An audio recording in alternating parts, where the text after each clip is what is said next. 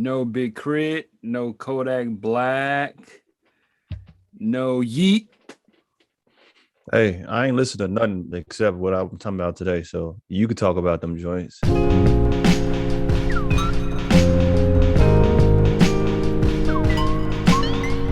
Yo, welcome to Beers and Bars. Your place for rapid fire hip hop discussion and, of course, great beer. I am Kamal Kiddo. OT the Golden Child coming to you live and direct from the 12-year-old. Well, he's not 12 yet, but the 11-year-old and the 8-year-old's room. You know, the Xbox is right there. The Switch is over there. Somebody got the Oculus. It's popping, man. I'm in a game room. You know what I'm saying? I got kicked out of the other spaces. So I'm like, I'm going to use y'all space. I'm at their school desk, well, my oldest school desk. So, yeah, man. We out here, man, on this fine evening. Come on, what's going on with you? How you feeling? Man, I'm feeling pretty positive, man. Like maybe a week ago, we had Last Black Sunday for Luella Cole. Word up. Did pretty positively, you know what I'm saying? Met some people I haven't met before. So yeah, man, that's going, you know, trying to do some new things with Luella Cole, man. So, you know, but yeah, man. What is Luella Cole? Luella Cole is a clothing brand based out of Chicago, which is my brand. Luella and Cole's, respectively, are two streets I grew up on. And it is my perspective, my viewpoint. Basically, in a nutshell, that's what it is. You know what I'm saying? Check me out, LuellaCole.com. You know what I'm saying? I've had some wonderful times on 72nd on the Well, so shout out, come on, whole fam, and facts. All that kind of good stuff. So yeah, man. Yeah, man. What we talking about today? What we doing? Well, today we talking about Conway the Machine's latest album.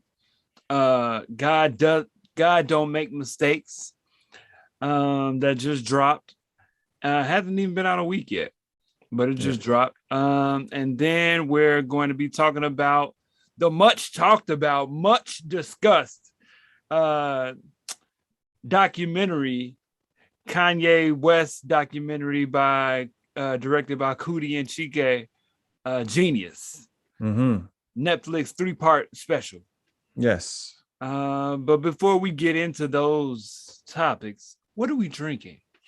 Yeah, man. So I am going to be drinking from the good folks at Black Horizon. I'm going to start out with this one, and if I go to another beer, back in my lager bag, right? I have today from Black Horizon a Munich Dunkel, which coming in at 5.5%. I'll give you a little bit of history on this joint.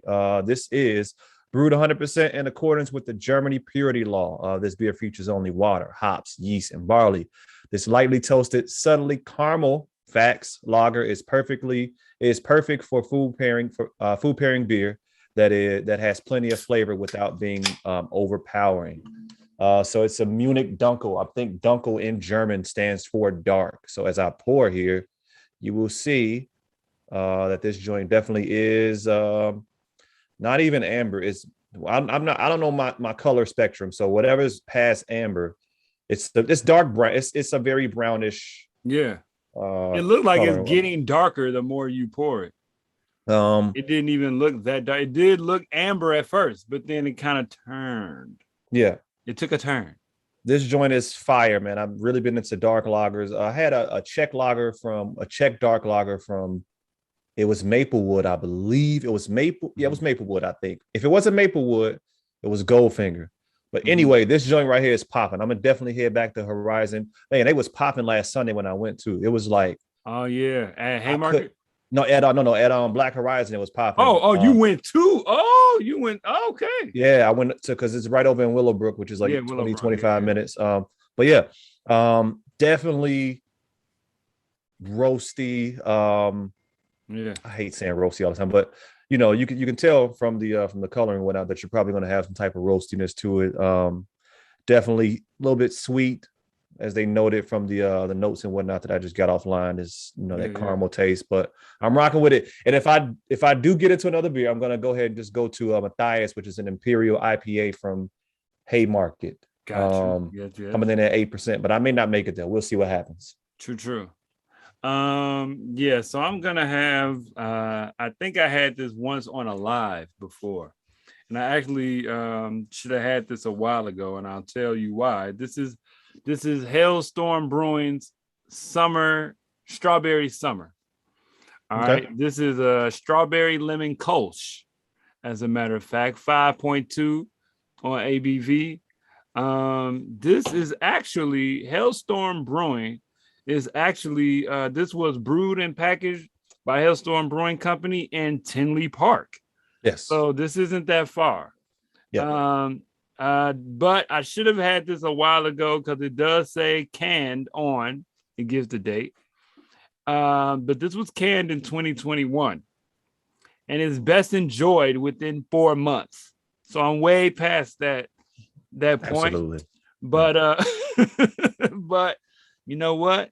Hey man, I'm still gonna have it. Now, is that a fruited sour? No, right? Well, it is a strawberry lemon. Okay. So it may be. I'm not sure. No, that's a good point. If it was a fruited sour, it should specifically say it on the can because you definitely probably wouldn't want to. Because a fruited sour is where the fruits are actually within the. Yeah, but go ahead. Yeah. So I would say it is not. As far as their flavor, they got the flavor profile little notches here. I'm gonna say it's more. It's kind of they got it in between dry and sweet. It's more malty than bitter, and it's lighter than dark. Got you. And so they put all those notes right on the can. Word up. So yeah, it is lighter. It's got a that fruity smell. Okay. You know what I'm saying? Word up. It's got kind of a strawberry tint to it a little bit. Okay. So yeah, fruity sour. Cheers, my people. Cheers. Your first time having that beer? I'm gonna say it's my second. I think I had this once before on a live. Okay. Yeah. All right. Well, let's get right into an album, man. Let's go ahead and go right to Conway the Machine. God don't make mistakes. Mistakes. Conway the Machine. Yeah, not even sure what number album this is for him, but yeah, he got some projects. The Gucci of New York street rap. You know, man, so. Is he? This is his first album this year, though, right? Mm-hmm. So this is his first album for the year. We're probably gonna get like 4 more from him before the year's out. You know what I'm saying? Yeah. Producer, Derringer, Beat Butcher, Alchemist, Hit Boy, Bink. Yeah. Bink did Guilty. Oh, Bink did Guilty? Okay. Bink did Guilty. Yeah, he did. Right there. Bink and Beat Brothers. Yeah, you're right. So yeah, man. How you like this joint, man? How you like this? I really like it at this point, man. It's one of those albums that had to kind of not necessarily grow on me because it's only been like, maybe a week, but definitely more. I've been going to it more organically, not just because I know we got to review it on the show. Mm-hmm. At first I was like, it's just more Conway being Conway. But since I listened to it more times, it's definitely a good listen for me. I do like, we had a conversation in our text, about the kind of music he makes. I do agree that I like him more so when he given those autobiographical, pain, struggle, bars and whatnot, kind of giving you a background into his life. This joint got a lot of that on there more so towards the end. I'll just tell you right now what I like on this joint as I move past my Walmart shopping notes. All right. Tear Gas, drum work, Seven the Genius is amazing. I really like that young lady. This is the second time I've really paid attention to her or heard her on a Griselda project. Wild Chapters, which was produced by Hit Boy. I think that joint has my favorite joint. That's my favorite joint. Easily. Awesome. Guilty. So Much More, I think, has the best rapping on it. Chanel Pearls. Shout out to Jill Scott for giving us a verse and some. Jill Scott was rapping. Jill Scott, you be rapping? Jill Scott be rapping, I think. I definitely think she was in her B-boy stance back in the day. You know what I'm saying? I like it. And then I like Baba's Conway part. Keisha Plum need therapy. She gotta stop. She makes me very uncomfortable. I looked on her page. Shout out to Keisha Plum. That's no diss. I can't do it no more, man. razor his fingernails cut off, off his balls and cut off hand his them to. bro. What is going on? Yeah, Yeah, yeah. I'm She another good. level. I'm good. Yeah, go ahead though. Yeah, man. I definitely agree that I definitely like his more autobiographical bars than Conway being Conway. And like you said, it definitely felt like that first going in with Lock Low. It's good to hear Beans, man. Yeah, Something going on with his voice. You know what I'm yeah. saying? He's It's, getting he older. lost. He got no. He had something that happened with his voice. It's permanently like that. Really? Yeah, I didn't know it's that. been a minute. It's been a minute since that happened. So yeah, Yeah, but so yeah, all of these earlier joints sound like Conway being Conway. Piano love, drum work, all of that sounds like, Um, before I get to the shining things, I got to say, man, he got a line on there saying that Derringer is the new RZA. I would have disagreed. That would be the one thing that, as far as this album is concerned, like I feel you bigging up your people, and I respect that. The loop, the straight loop, it wasn't really I was like, man, this is Conway being Conway with Derringer. This is low level basic to me. You know what I'm saying? And he's not RZA. You know what I'm saying? But then Wild Chapters is number 5. And I'm like, it starts to turn there. You know what I'm saying? I haven't been the biggest advocate of Hit Boy, not because of his production. He's a good producer, but I just think he's a regular. He doesn't. Let me not say regular, but I don't think he has a sound. And I I got a like hot take on producers. that. I got a hot take on that when you're done. Go ahead. I like producers with a sound. I do. You know what I'm saying? So that's just my preference. But he's still a good producer. You know what I'm saying? He still has some monster smashes, obviously. And I like those songs. I like Easy. I like Wild Chapters. You know what I'm saying? But go ahead. You want to? No. I can. I mean, Okay. because Okay. it may take a second, but go ahead. Yeah. But yeah, so Wild Chapters starts, for me to change the album. It starts to get, that's like one of the first autobiographical joints. And, the whole concept with T.I., I thought it was a good look to put T.I. on it. You know what I'm saying? I think that song is good in the production, in the storytelling of how you have wild chapters in your life. This album had a lot more personal songs, in my opinion, or maybe not personal songs, but he touched on some things that I feel like he's never touched on before. You know what I'm saying? As far as his life is concerned. God don't make mistakes, man. He talks a couple times about, the very last song, God Don't Make Mistakes, produced by Alchemist, where he talks about, man, what if I would have did this? What if I would have did that? All of these what ifs. But but God don't make mistakes, though. This is the path that's been set for me. You know what I'm saying? Had that stuff not happened, I wouldn't have those stories to tell you. You know what I'm saying? Baba's is fire, sans the Keisha Plum part. Bruh. You know what I'm saying? This man has a different cadence on that song. So Much More is beautifully written, but so is Stressed. You know what I'm saying? Stressed is another one of those autobiographical joints that's like, man, everybody want to know what's in my pockets. You know what I'm saying? But do anybody even care that I be stressed, man? Some days I don't get sleep. I like hearing about an artist's life like that.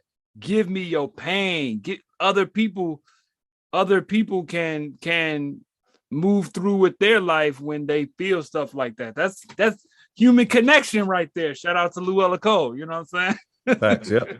But Yeah, man. Guilty, produced by Bink. That's another one. So for me, I would say Wild Chapters, Guilty. John Woo flick, even though that's the whole Griselda team, that gets into the Derringer regular everyday Griselda bag, you know what I'm saying, with the rest of the other tracks like that on the album. Um, so for me, it's kind of half and half. I'm like kind of half in, half out with the album. Mm. I think that Kanye is, Kanye. We about to talk about Kanye. I do think that Conway is an amazing writer. He's Yeah. an amazing artist. Um, he's fun to listen to. He's smart. His metaphors are there. Like he's good. He is good. Um, I definitely like his more personal.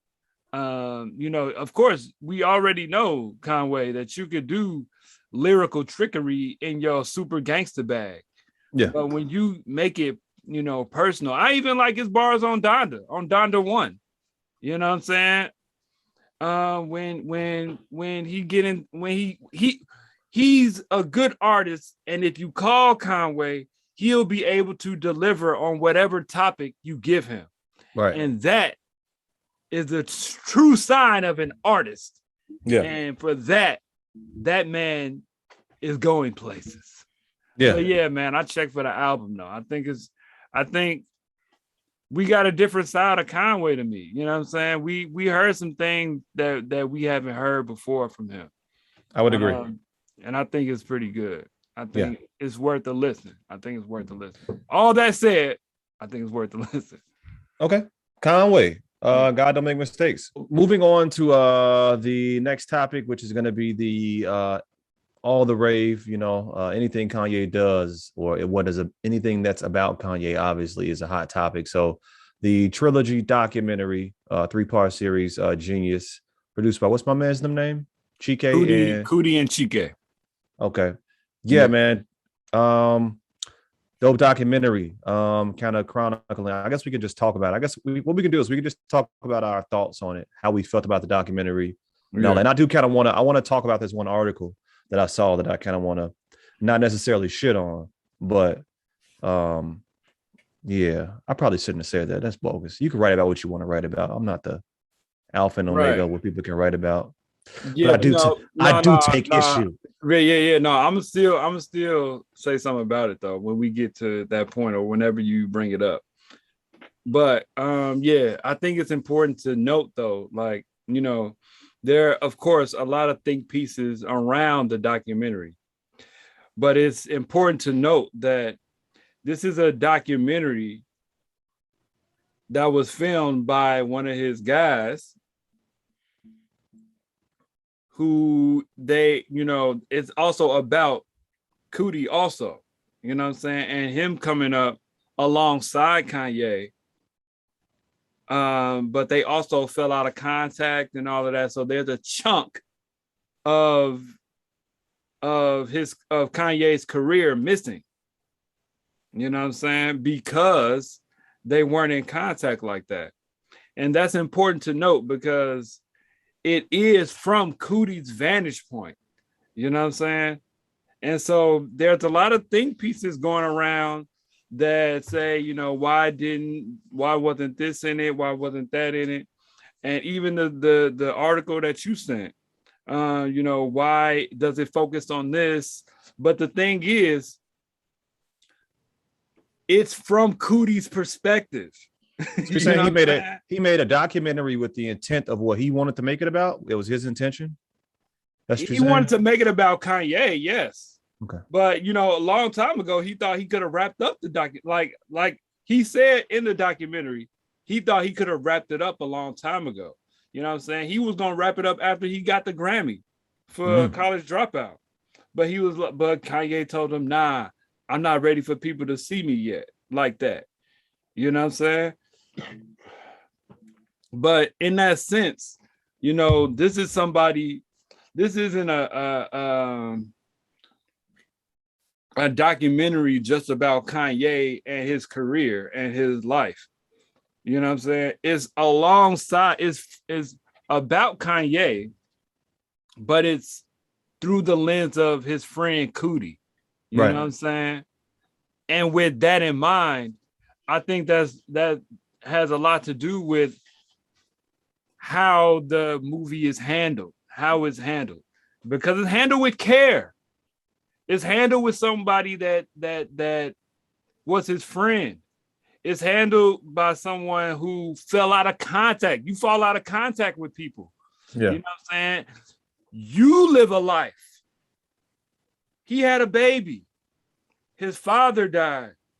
All these other things that are also in the film.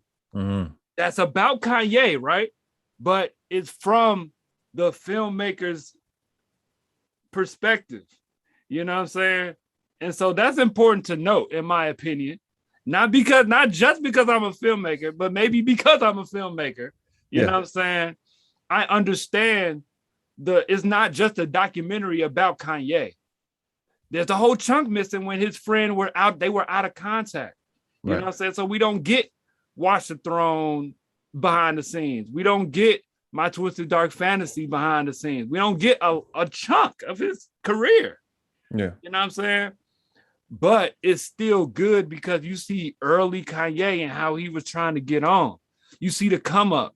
You see the connection he had with his mom, which is very major in the film.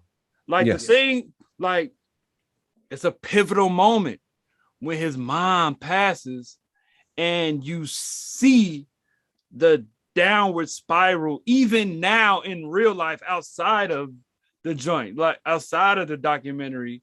Yeah. It's obviously has some lasting effects. He never stopped working. He just stayed going. He just kept going. You know what I'm saying? He just kept going. We love Kanye. Yeah. He be wilding. But he is the one, he likes to say, I take all the smoke. You know what I'm saying? Give me all the smoke. He wants to be that martyr that just takes it for everybody, but he gonna get his ideas out. You know what I'm saying? Yeah. That's what I admire about Kanye. He don't care what you think, whether you like him or not. He's gonna fight for what he believes. He speak off the cuff. He be wilding. Wilding. What you gonna do though? You can't stop the train. You can't stop him. Yeah. Because he fight for what he believes in. You know what I'm saying? For me, and this is the last thing I'm gonna say right now, but I watched the documentary and I watched every part twice, except for the third part. I'm like halfway through the third part again. Right. But I enjoyed the first part. If I were to rank them, I would say the first part, the third part, the second part for me. You know what I'm saying? But that third part, man, which has most of, once they got back in contact, and that was during the time when he started doing Sunday service. It's even footage of them going to Mercedes-Benz Stadium, which was for Donda 1. And this is why I say it's from someone. It's important to note that it's from somebody that cares about Kanye, is handled with care. From somebody that loves him, came up together. Yeah. Brothers, you know what I'm saying? Homies, thick. At the moment, there was a moment, you know what I'm saying, which the Vice article talks about, where, he's with these real estate dudes and, he's, starts talking seemingly off the cuff, ramped up, kind of crazy, with twinges of the mental illness talk. Yeah. With some of that bipolar talk, right? And Cootie makes it a point to say, this don't seem like something that he should record. So he cut off the camera. In a different documentary, they would have showed all of it. But this is different. It happens again later when he's talking with some other people. And it don't need to be mentioned, but he cuts the camera off. This ain't what should be shown. You know what I'm saying? I think it's important that that was left in to say that, because, and also with that, also with the fact that, you know, Cootie turned the camera on himself and says that he hopes that he's getting the help that he needs and that somebody is around him that care about him, and he just hope his brother's okay. You know what I'm saying? That's what's missing from the narrative outside the documentary, with everybody, you know, with all the stuff that he's putting out, Kanye, with all the stuff that he's putting out. You know, people be like, man, why nobody, like, he don't have nobody in his, he only got like yes man in his corner. Why nobody looking out for him? There are people looking out for him. There are people looking out for him. He's his own man though. He gonna do what he want. You know what I'm saying? But the documentary handles him in a way where, you know, you're seeing the journey of somebody who wants to get things out at all costs. He want to do what he think is the best, what he thinks is the absolute best. You know, I don't remember what part it was where, you know, he says, Cootie says, man, I think we could wrap up the documentary. You know what I'm saying? Let's put this out. Like, nah, the media want to put their cameras on me now. Now I'm about to like perform for them. And so he goes and so he sat back and watched the show just like everybody else. Yeah. And it is my firm belief that he created the Kanye that you see today. He created this image of himself that he started to believe and become. Yeah. Kanye. Okay. He's not the sweet Kanye, you know what I'm saying, anymore. He's not college dropout Kanye. He's not touch the sky Kanye. He's not you know, he's not that anymore. Yeah. He's transcended that. But also, you know, people like to say they want the old Kanye. Old Kanye is still in there. But he's transcended a lot of that, and he's been acting, or he was acting at a certain point. Said it himself to his mans, right? But he started to embody that. And now you see what it is. I mean, but then in the midst of all of that acting going on, right? His mom died. And so that took it even further. He never stopped working. All of that, he became like, all this stuff is happening in real time, live, like we watching it all. Yeah. You know what I'm saying? He never took a break. He stayed in the spotlight.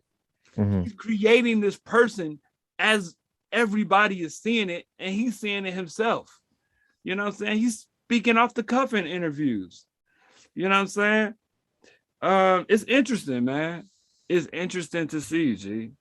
Okay. It's very interesting, G. Yeah. I really hope that you know, he does continually get the help that he needs. You know what I'm saying? I'm gonna always rock with Kanye, G.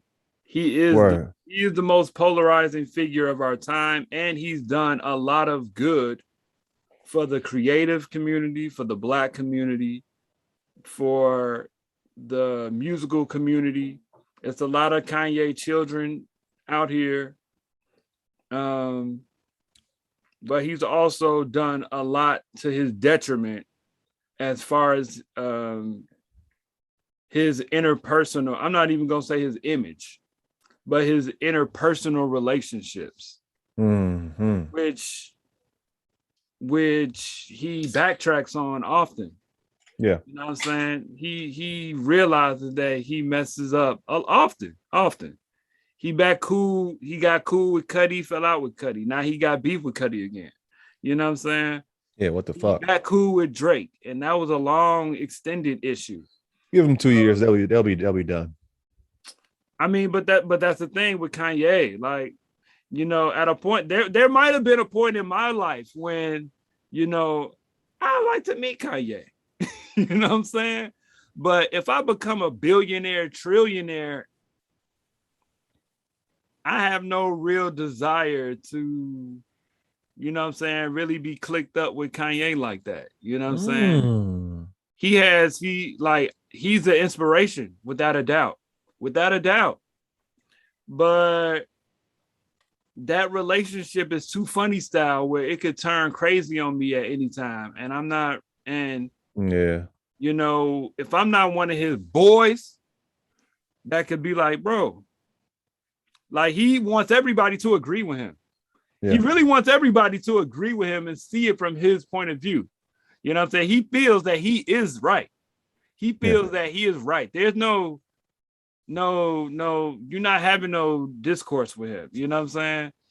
Like, it's not there. It's not there. Yeah. He feels he is right. And that's fine. He feels that everybody watching him should be on what he's on. But your opinion is not the only one. But he feels like his taste level, because of what he's done, is at the highest level. He is the standard. And for a lot of people, he is the standard. He is culture. He moves culture. I could go on, but I'm a chill, man. I won't. I feel like I'm over talking to you. Hey, man, we saw. Hey, I just opened up this great beer from Haymarket Brewery, people. Haymarket Beer Company. This is Matthias, an Imperial IPA coming in at 8%. I thought I had some notes on here and whatnot, but yeah, it's a good joint, man. It's my, I think my third or fourth time. I got like 2 or 3 more left. So yeah, man. Word up. Thoughts on it? I really like the documentary. So first of all, there are 3 episodes. The first 2 episodes clearly have the intent of showing the early grind of an artist like Ye and everything that he went through, everything that he came through to make it. So here's some points that I have right here. I'm not going to say that everybody has to feel how I feel, but if you watch this documentary, episodes 1 and 2, and it doesn't challenge you in some way to either become more passionate about the shit that you say you want to do, it did for me. Or it makes you recognize maybe you don't want the shit you say you want as bad as you think you want it. Because this man, Kanye, in the first 2 documentaries first 2 episodes, was a man that was possessed and was relentless in his pursuit of the things that he wanted and would not take a no, would not take it was all about, no, this is what it is, whether it be my music, these raps, this album, College Dropout, there was no for him, right? He's using other people's studio time. You know what I'm saying? Other rappers like getting it in how he can get it in because he's financing the whole project by himself. And one of the most illuminating things about the documentary for me was his mother pouring into him. During the first episode, I cried, watching his mom rap lyrics back to him from when he was younger. She's rapping lyrics to him that he wrote as a kid. Mhm. Who mom remember lyrics that they wrote when they was a kid? I mean, the only parallel I have to something like that is like in Black Panther when the relationship that T'Challa had with his father, and how he met him on the astral plane or whatever. At like that's the like just a reverence for a reverence both ways between a mother and her son and a son and his mother. To me, that is 95% of Kanye. The person that is the person that's most responsible for him is his biggest fan, his mom. His mom, man. I mean that woman, man. I'm telling you, bro. She was there, G. She was at everything.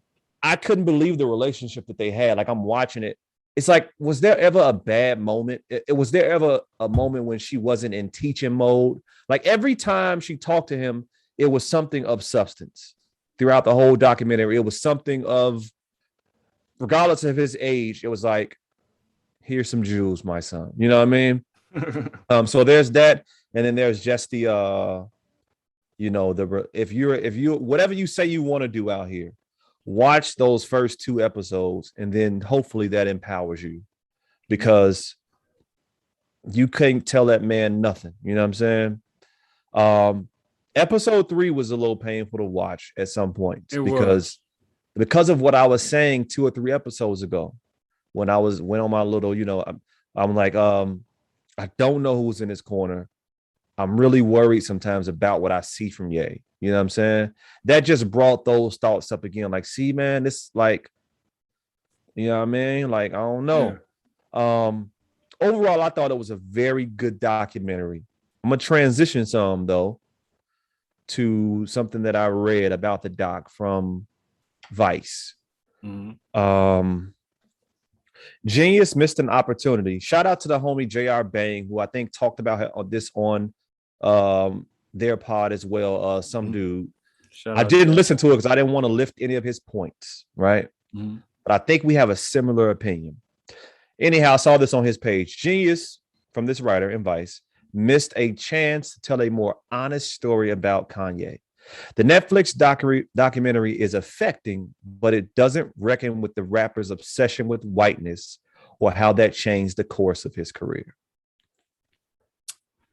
Do you want to speak about that first, or should I? Yeah, I want to talk first of all about the times we live in, and I don't know if people are recognizing or noticing, but it's a lot going on within these like culture wars, right? Like whether it be race, sex, or whatever the case may be.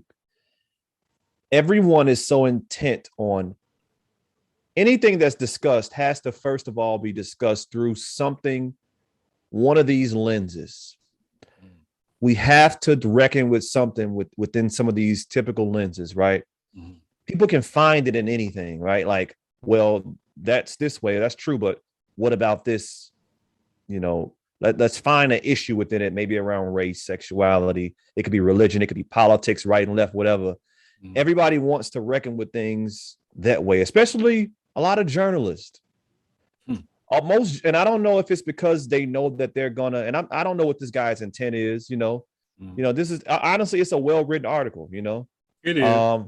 But he's a writer, though. It should be well-written. Yeah. Exactly. It seems as if everybody is wanting to do this kind of move, like let's figure out a way to talk about this in this light. Let's talk about whiteness. Let's talk about how whiteness affected his career and why this wasn't discussed. So here's my issue with that. And I think I said this, and this is apples and oranges, but what is the intent of this documentary? What was the intent? Why did they, what was the purpose of recording it? What point were they trying to get across? Because intent is everything. Mm-hmm. If I go to the gym, and I think I said this, if I go to the gym and my intent to go to the gym, or what I'm going to do is to do chest and back, did I miss an opportunity to do cardio? Like, I didn't go to the gym to do cardio. I went to the gym to do what I wanted to do. And again, that's apples and oranges, but yeah, no, I do not think there was an opportunity to I don't think that was missed. I don't think that was missed because I'm interested to know how this guy, if it was his documentary, how he would have pivoted to capture that. Correct. Along with what it seemed to be the intent of the documentary was, which is lost friendship, reconnection of friendship. Yes. The early grind of an independent artist, how you can reconnect, whatever, all those things seem to be the intent. Yeah. How are we going to pivot and then talk about his obsession with Steve Jobs or Walt Disney and show how that's because of his, like, how are we pivoting here? How are we doing that? Yeah. See, hold on. Because I don't think I even have that that up on my phone anymore. But there was a line that he mentioned. It was a few issues I had with that article, man. And good looking.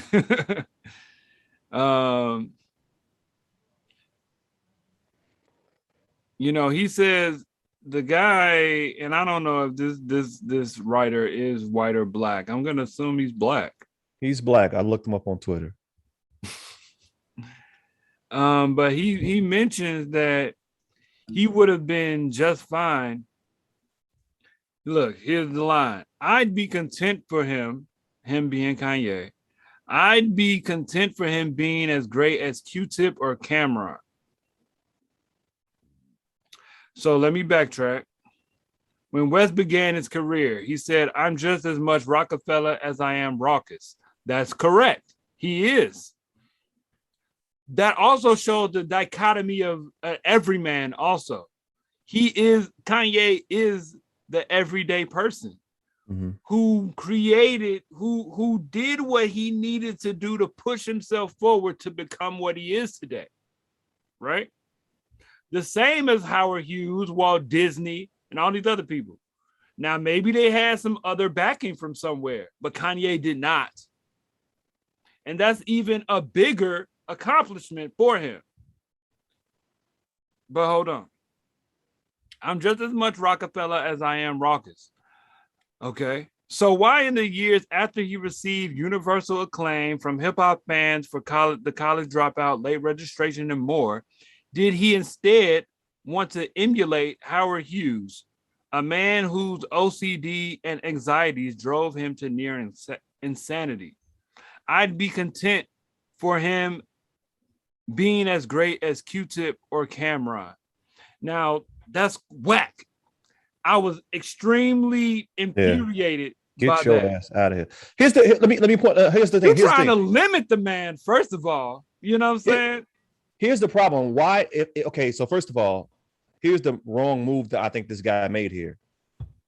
If the issue is whiteness, why is he moving directly to an artist? Why didn't he say he would have been fine with him following this black person? Like who is Howard Hughes' contemporary from the standpoint of a black man? Yes. Yeah. But here's the thing. I'm not even sure. Exactly. Who is the contemporary of like a Walt Disney or Elon Musk or his bestie right now? You know what I'm saying? Or Steve Jobs or any of these white men. Who are their black contemporaries? And you know what? They may have black contemporaries, but we may not necessarily know exactly who they are, but we can say the accomplishments that Kanye West has done. You know what I'm saying? We can say the accomplishments outside of music that he's done. You know what I'm saying? And to say, I'd be content, that's your contentment, first of all. That's your life. You're trying to put your contentment on his aspirations and dreams, G. You know what I'm saying? He not why he got to be trying to be white because these are who he's looking up to. He's trying to be as great as these people. And more so, the affection is not with the men who are white. It's with the product that transcended and did what it did. This iPhone, How did this iPhone get to everybody? It's not, he's not concerned with the whiteness of it. It's the product and how it was created, and then how it went out. That's what he's like, gee, how can I do this with my stem player or whatever the case may be? Yeah. You know what I mean? Like, let me chill. You go. Nah, but that's the thing though. Like, there are other writers, artists, and all of that feel the same way that this guy did. You know what I'm saying? The documentary didn't do this for them. The documentary didn't do that. And that's all because of the times we live in. But go ahead. And for this writer, it didn't reconcile with his obsession with whiteness. That's you, my dog. That's you. You can make your own documentary and highlight that if that's the case. But reading the article did inform my feeling about my answer today on the show, because it is handled by somebody who he came up with that loves him, G. An old friend. He wasn't focused on whatever it is that you're talking about. Whatever you're talking about, that wasn't the focus. You missed the part where Cootie talked about his life too. You know what I'm saying? And what he was doing outside of Kanye. You know what I'm saying? Yes, it's about Kanye, yes. But he also has his own life that he was leading and talked about his beginnings as well. You know what I'm saying? And that's the part that was missed. You know what I'm saying? You missed that part. And, you know, people try to project how they want Kanye to be. You know what I'm saying? They want Kanye not to do this. They want Kanye not to do that. You know what I'm saying? We all do that with all of our favorite artists. Why didn't he do this? I like the old this artist. I like the old that artist. I like what, you know what I'm saying? They try to box we try to box artists in. But these people are their own person. These people are real people. Kanye is not just an animal in a zoo for you to look at. You know what I'm saying? Even though he makes it very easy for you to critique and comment what he does, because he puts everything out publicly. You know what I'm saying? That's his life.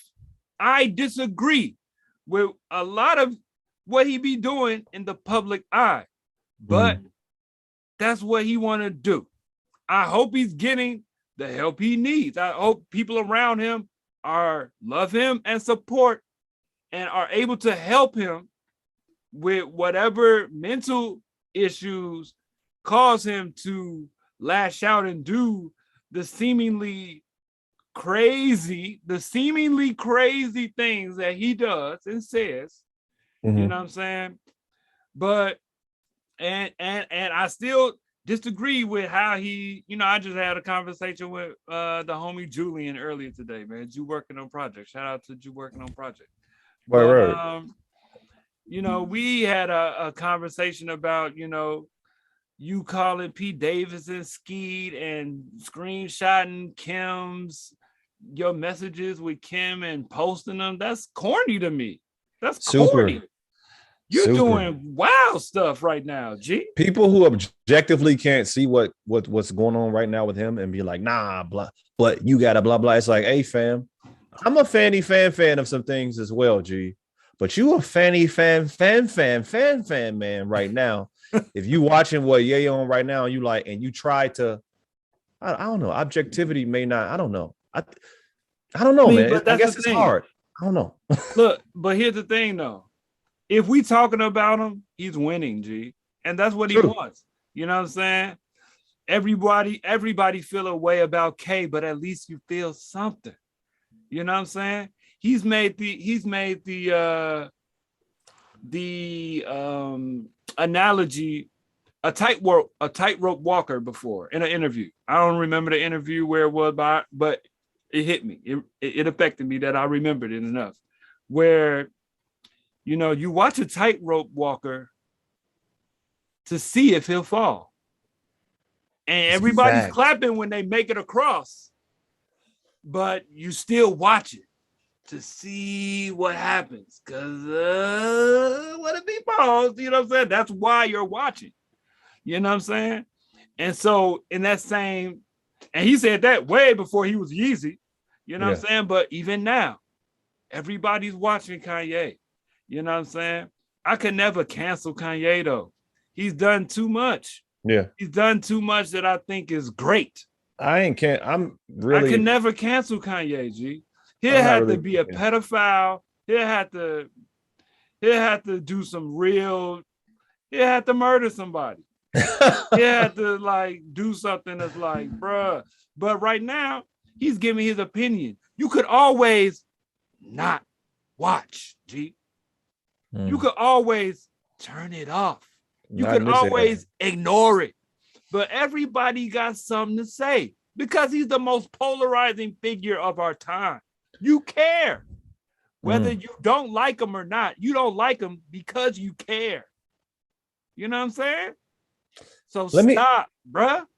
Let me all of y'all stop. You might not like what he's doing right now. Me neither. We on the same page, my G. But bruh. But as far as the documentary is concerned,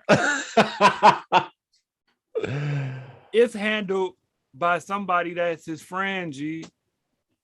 All these writers are trying to put out think pieces about what the documentary missed, and you write your documentary then, bruh.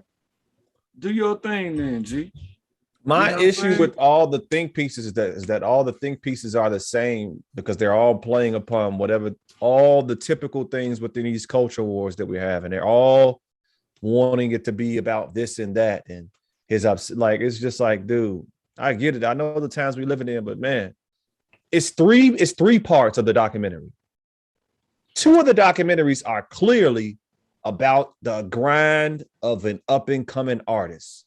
So 60%, 66% is intentionally about this. Like, what are you missing? If there wasn't a third part, this type of article wouldn't even exist. That's a bar. If there wasn't a third, this wouldn't even. So 60%, over 60% of the documentary is clearly about giving you a visual, giving you looking into everything that Kanye went through early on, pre-college dropout. That's the intent. That was their whole. Cootie wanted to stop the documentary at the Grammy.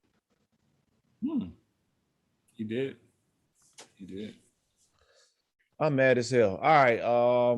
I wanted to ask you a question, but I don't want to. We can. What's the question? Now I want to know. Well, I mean, I wanted to, because I have a different take on this one. Rest in peace, this sweet soul. This one Don DeBar, about giants. What's your take on that line? That's giant, no, you got to say that because that's very important. We would have been remiss to not even mention that line. I want to know what you think about it, because I think I have the giant looks in the mirror and sees nothing. Yeah.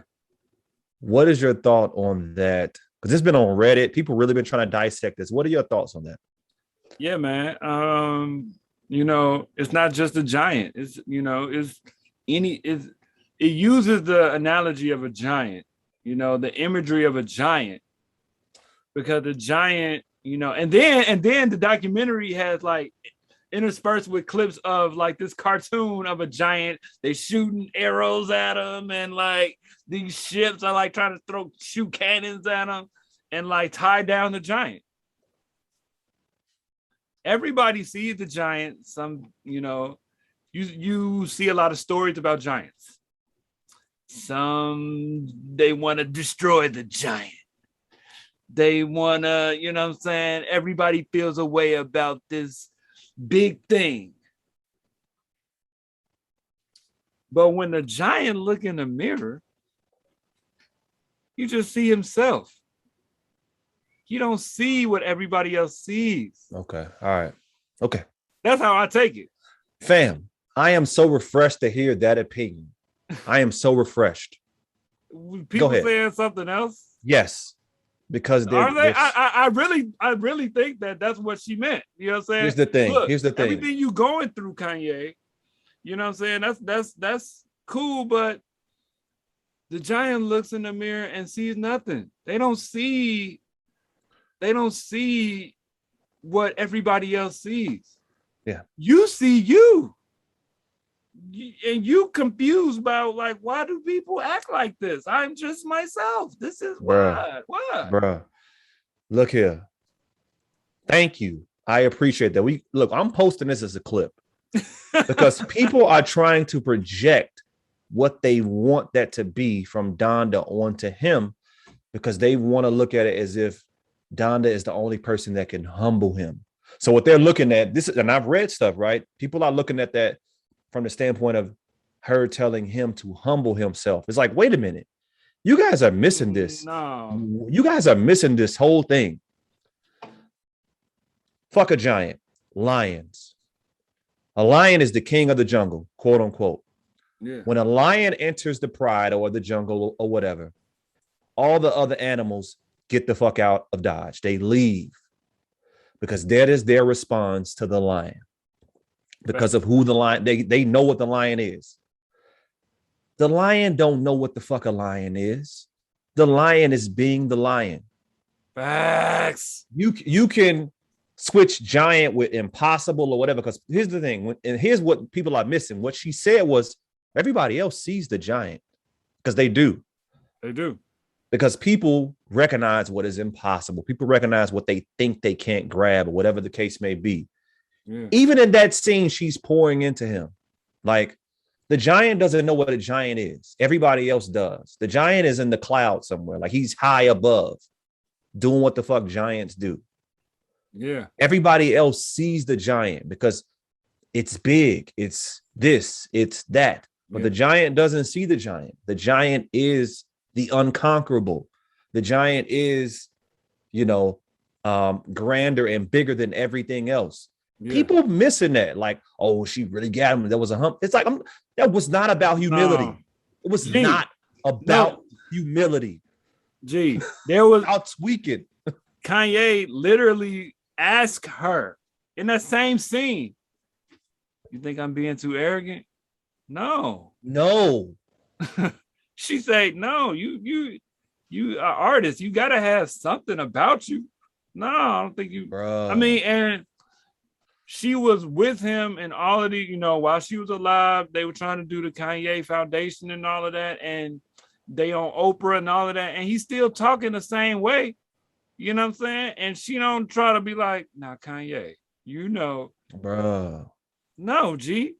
She supported him being who he was, G. You know what I'm saying? She supported him being who he was. People missing it. They projected. I'm telling you right now, look up some stuff. People are projecting the fact that people think that, her passing, which it did have a big effect, but people think that, effect. She was the only person who can give him some humility. Like he's too big, blah, blah, blah. And people are looking at that comment as if it was about humility. And I'm like, what are y'all missing? It absolutely was not about humility. People trying to humble him though. That's what I'm saying. People trying to humble him because they don't like how he moving. You could not like how he moving. That's what I'm saying. You could literally ignore it.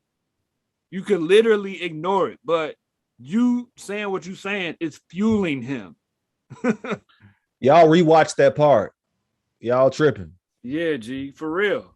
No. You can't like people trying to people love to try to like, nah. See, that's what look. It's like people out here saying, "I hope he get what he deserves." Word, you know what I'm saying? That's the tightrope, though, right? People love to see the show, but they also want to see it fall, and people want to see him fall from grace. That's the weird thing about celebrity culture and this idol worship. People really they want to put him on pedestals, but then snatch it and watch him fall. Cancel culture. Kanye canceled. Kanye canceled. Wait a minute. Did we just do another Coon show? Are we?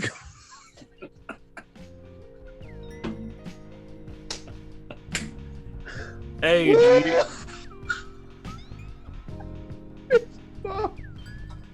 BEERZ BARZ, man. See y'all next time.